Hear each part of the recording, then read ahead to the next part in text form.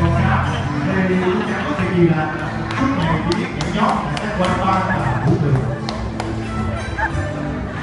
Cá, còn nước thì cá thì chơi vui vẻ không? Cái hai người luôn. Sao? Sao hai thằng Phúc của con này? Sao con thì Phúc bên này con không có sao? Sao con đang nghe đây? Con gái gì đâu mà mới 15 tuổi mà đi chơi đêm không thèm về cả sinh nhật 80 của mẹ. Thiên tình.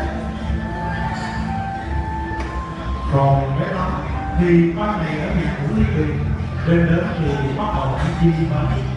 Lý do bé Tâm chọn bắn chim chứ không phải bắn chim vì mọi người hay mua chim ở nhà cô bé bắn chim bắn cái khác, nên bé Tâm chọn bắn chim trên địa bàn. Vì là bắn chim nên bé Tâm được mọi người đặt cho một cái tên mới rất là dễ thương, đó là bé chim, hay mọi người là chim bé. Ai mua trăng tôi bán trăng cho chuyện tôi bán nặng đâu từ lúc nhà cũng đạt được việc nhà của tôi cái độ gì thế nào á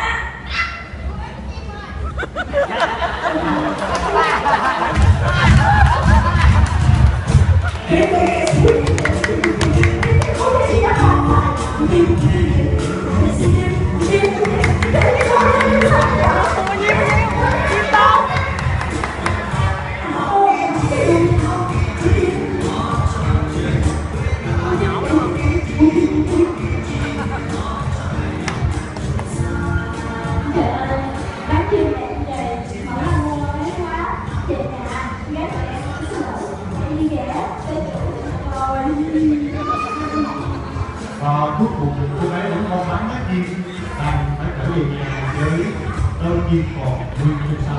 Mẹ, chị, sao con? Dám đi chim về nhà hả con? Đi đến giờ mà con chim về rồi sao? Là chim, thế này, hay là con chim đi rồi mà phải không? Ôi trời ơi, con hả con? Thì bao lần Bữa này ôi, đọc lại nghe đi con yêu. Xin chào các fan hâm mộ trên Facebook của Quân Cuốn. Mới đây Quân có tổ chức buổi giao hỏi tại xã Bắc Con Ngộ. Điểm chuẩn như sau: chân dài bánh thẳng, dắt đi tuần nẻo, thẳng nẻo đều đỡ sao ra. Con ta đi tưởng tượng, con cất đi con, ta sẽ người lần đến thứ nhất. Em đi nữa. Chim bé, không, bé chim, phải nói biểu đi con. Con nè, phải đang học bác sĩ công nghệ thông tin. Để mai là phải nộp lại rồi. Con nhớ giúp mẹ cái cái thuật cái sắp xếp bạn số nguyên nha. Nhớ là dùng đi list test để đảm bảo không có tóc con nha. À, mà nhà ta đi mất tiền lên đấy, không có mạng để ta Google đâu. Con chịu khó nhé. Hai người biết nhau để chơi bé họ, để mặc bé chim với cái bé trên tay. Bé chim hàng đêm chỉ đi bán chim, bây giờ bảo này biết được bán lập trình, đó là một điều không tưởng và không thể. Mà nếu biết được thì một lập trình viên còn tới tận sống. Bé chim biết rằng giờ chỉ có phép màu mới sẽ giúp bé vượt qua được cảnh này. Bé chim nghĩ cách nàng lại tìm một cái và khóc nức. Đi cậu đi khám sớm nha.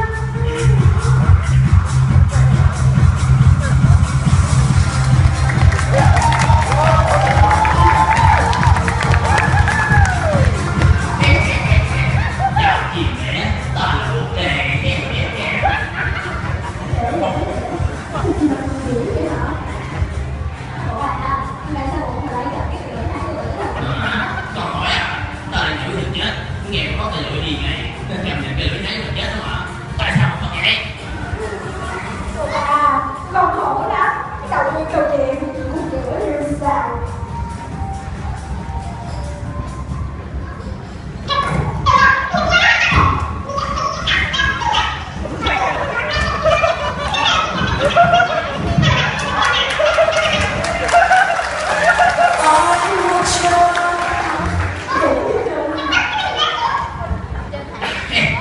Tưởng gì, cái này người ta giúp cho con. Gì là làm tình duyên mà.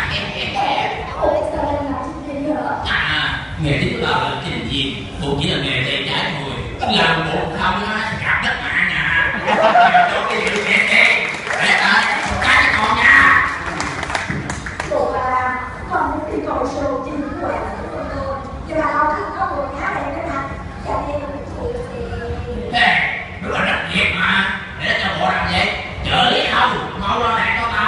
nhớ kỹ phần phụ tùng của chuyện đó nha.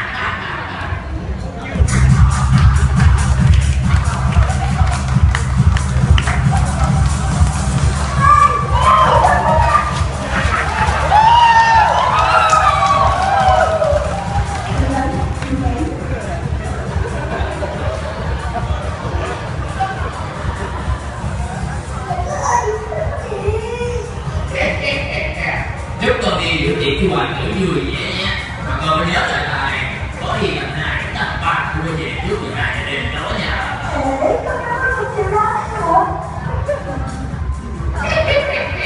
Chào con tiền taxi này. Thế là các chim đã được đi xã hội, còn buồn trở lại giường đêm đông 3 giờ để biết thuật toán với trẻ chim. Trong lúc ấy, ngay tại buổi xã hội,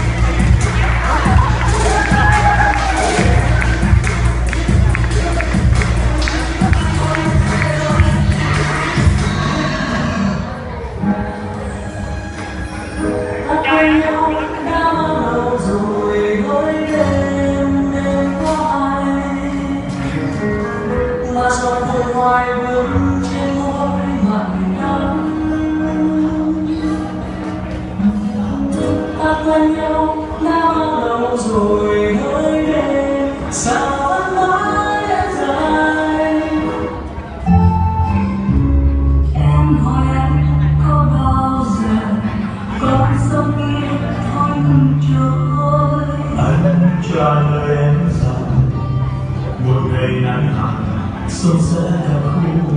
Em hỏi anh có khi nào đam mê kia không bay. Anh cho lời em rằng người ngừng bay khi mưa đêm vẫn tràn.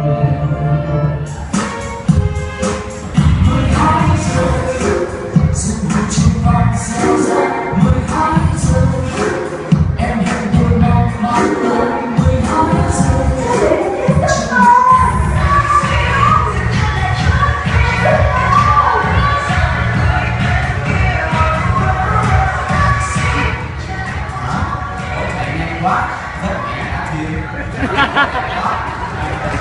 Thôi.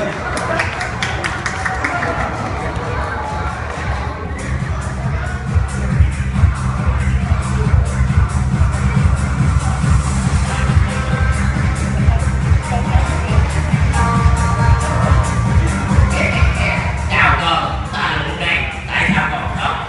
Lục ơi, con khổ quá, chuyện làm thế nào?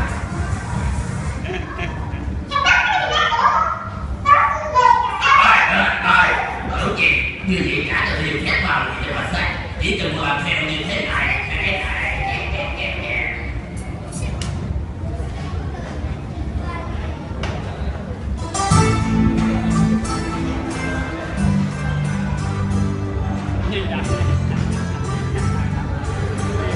Là loa hôm qua trong bữa tiệc của hoàng tử Quân Cười của Tô Gác rất chìm. Hoàng tử một tiệc không biết tên, tạm gọi là bà Tân. Như vậy mời chị em thử chim, vui lòng xếp hàng ngay ngắn trong chèn lực. Hoàng tử Quân Cười sẽ lần lượt thử chim của từng chị em.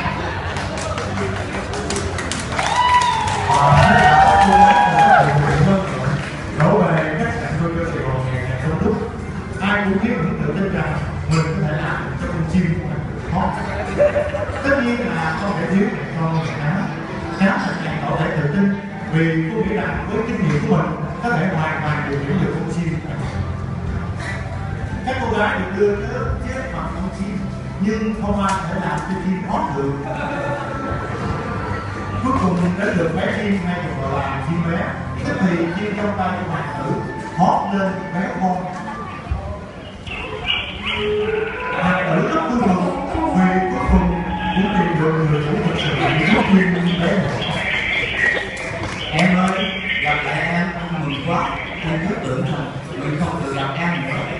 Tôi tưởng luôn là chú chị là bạn chúng ta với cái nhau đó hả? Khoan đã, hôm nay ai là người thân đồng hành với em trong cái buổi thi này? Sao chẳng phải là chị Út thì hả? Các bạn với em trong cuộc chơi này còn có hai cái là con cái mẹ. Xin lỗi, vui vẻ. Mẹ ơi, đi vô đi, cho con cái đẹp nè.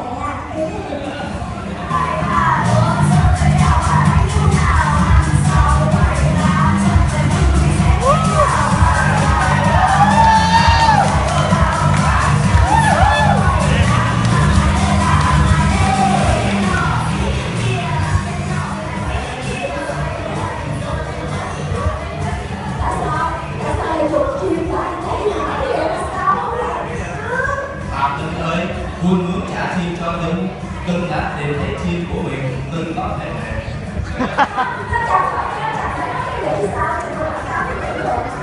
Nó chỉ là quảng cáo thôi Tưng. Mục đích của Quân là muốn trả lại chim. Để ở trong nhà nó kêu ổng xếp mẹ. Tưng nói như vậy. Đấy.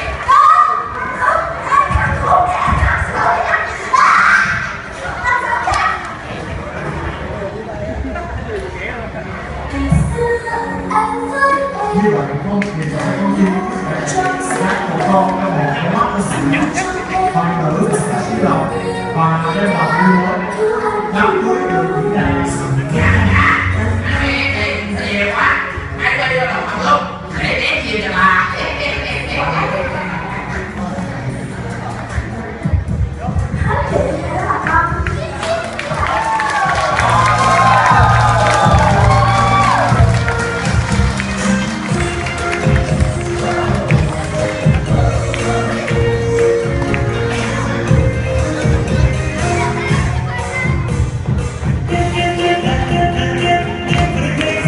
thì tôi tất cả các bạn có một buổi tối thật vui và hạnh phúc. Thì các bạn cùng cúi chào khán giả của chúng ta di chuyển dưới.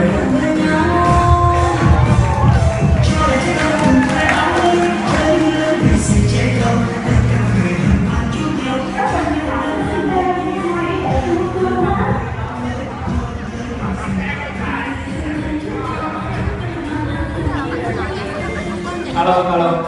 Xin một tràng pháo tay nữa cho sự tham gia của nhóm